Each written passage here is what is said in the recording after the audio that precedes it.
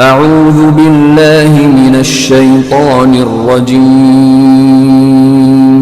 بسم اللہ الرحمن الرحیم۔ شروع اللہ کے نام سے جو بڑا مہربان نہایت رحم والا ہے۔ نبی کریم صلی اللہ علیہ وآلہ وسلم نے فرمایا کہ آج عید الاضحیٰ کے دن کی ابتدا ہم نماز عید سے کریں گے، پھر واپس آ کر قربانی کریں گے۔ جو اس طرح کرے گا وہ ہماری سنت کے مطابق کرے گا، لیکن جو شخص نماز عید سے پہلے ذبح کرے گا تو اس کی حیثیت صرف گوشت کی ہوگی جو اس نے اپنے گھر والوں کے لیے تیار کر لیا ہے، قربانی وہ قطعاً بھی نہیں۔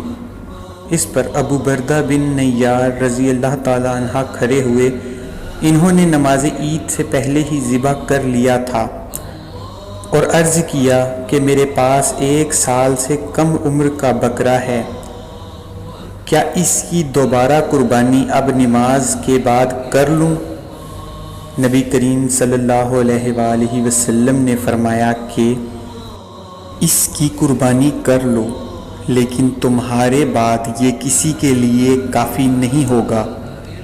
نبی کریم صلی اللہ علیہ وآلہ وسلم نے فرمایا جس نے نماز عید کے بعد قربانی کی اس کی قربانی پوری ہوگی اور اس نے مسلمانوں کی سنت کے مطابق عمل کیا۔